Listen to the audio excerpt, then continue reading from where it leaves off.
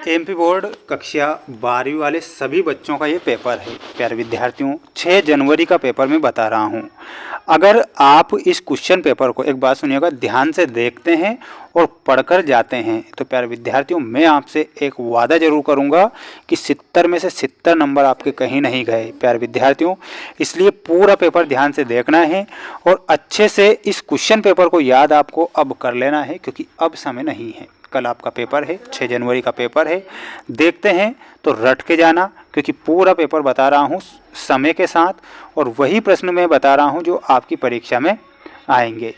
प्यारे विद्यार्थियों, आपकी परीक्षा में प्रश्न पूछा जाएगा। प्रत्येक प्रश्न के लिए दिए गए विकल्पों में से सही विकल्प चुनकर लिखिए। में एक तार को खींचकर उसकी लंबाई अगर हम 2 गुना कर देते हैं, कोई भी तार हो, अगर उसे खींचकर उसकी लंबाई हमने 2 गुना कर दी तो प्रतिरोध बताना है आपको। प्रतिरोध कितना हो जाएगा माय डियर फ्रेंड्स, जल्दी से बताइएगा कि प्रतिरोध कितना होगा। तो इसमें आपको लिखना है प्रतिरोध 4 गुना हो जाएगा। प्यारे विद्यार्थियों, यहाँ पर आपको 4 गुना करेक्ट उत्तर के रूप में करके आना है।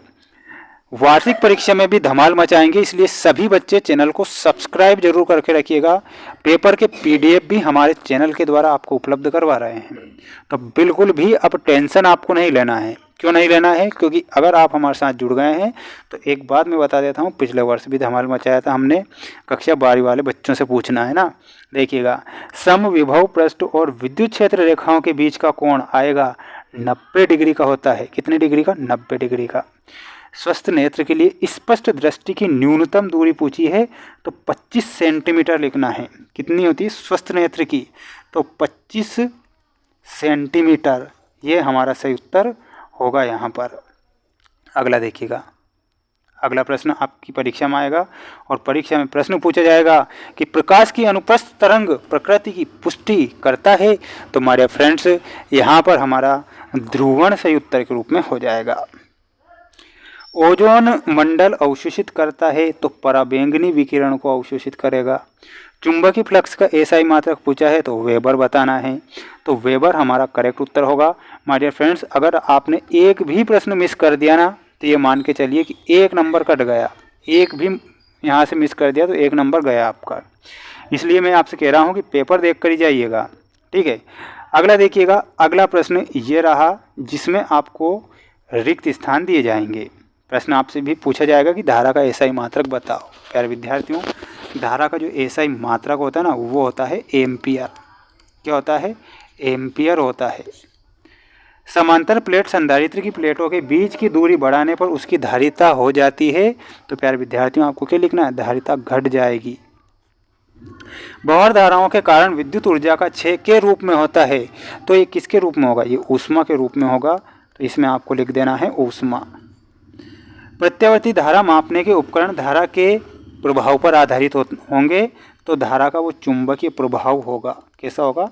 तो इसमें आपको क्या लिखना है? चुंबकीय। जल के अंदर वायु का बुलबुला लेंस की भांति व्यवहार करता है। तो किस लेंस की भांति करेगा? वो करेगा अवतल लेंस की भांति व्यवहार। तो इसमें अवतल लिखना है।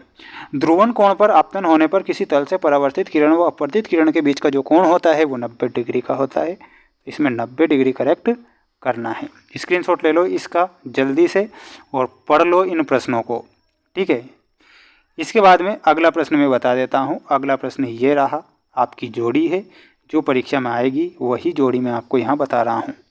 लोरेंज बल। माय डियर फ्रेंड्स, इसमें हमारा ऑप्शन नंबर 3 सही उत्तर होगा। चल कुंडली धारा मापी में हमारा सही उत्तर हो जाएगा धारा का चुंबकीय प्रभाव। स्वप्रेरकत्व में हमारा सही उत्तर क्या हो जाएगा? हेनरी। लेंस की क्षमता का मात्रक डायोप्टर होता है।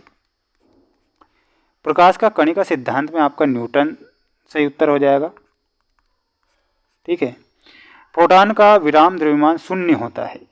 तो इसमें आपको 0 से मिलाना है। इलेक्ट्रॉन उत्सर्जन के लिए न्यूनतम ऊर्जा में हमारा करेक्ट उत्तर क्या होगा? हमारे फ्रेंड्स, इसमें हमारा सही उत्तर हो जाएगा, जल्दी से इसमें आपको कमेंट बॉक्स में बताना है हमें इसका आंसर, ठीक है। बढ़ते हैं हमारे अगले प्रश्न की ओर। सभी बच्चों को चैनल को सब्सक्राइब कर लेना है, ठीक है। देखिएगा, किस वैज्ञानिक ने धारा के चुंबकीय प्रभाव की खोज की थी? तो उन वैज्ञानिक का क्या नाम था? उनका नाम था ऑस्टेर्ड ने। ऑस्टेड। प्रत्यावर्ती धारा के वर्ग माध्य मूल मान तथा शिखर मान में संबंध लिखिए, तो वो हो जाएगा 1/√2। निर्वात में विद्युत चुंबकीय तरंगों की चाल का सूत्र लिखिए, तो इसका सूत्र मैं आपको बता देता हूँ, वो होता है C बराबर 1/√μ0, है ना, μ0 E0।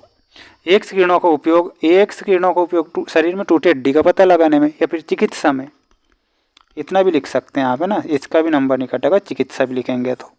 जेनर डायोड का उपयोग लिखिए, तो जेनर डायोड का जो उपयोग होता है वो होता है वोल्टेज नियंत्रक के रूप में, वोल्टेज नियंत्रक के रूप में होता है। ठीक है, ये ध्यान रखना है। माय डियर फ्रेंड्स, मेरे द्वारा आपको जो मोस्ट प्रश्न बताए गए हैं, इनमें से कई सारे प्रश्न आपको देखने को मिलेंगे। 4 सेट पेपर मैंने चैनल पर डाले हैं और पेपर के PDF हमारे ऐप पर मिलेंगे, लिंक डिस्क्रिप्शन में दे रखी है। अभी आपको इसकी आंसर शीट भी मिल जाएगी ऐप पर। ठीक है, और जो अगला सेट पेपर जो ये है वो मैं आपको नेक्स्ट वीडियो में बता दूंगा, 4 सेट पेपर जिन्हें आपको पढ़ना है।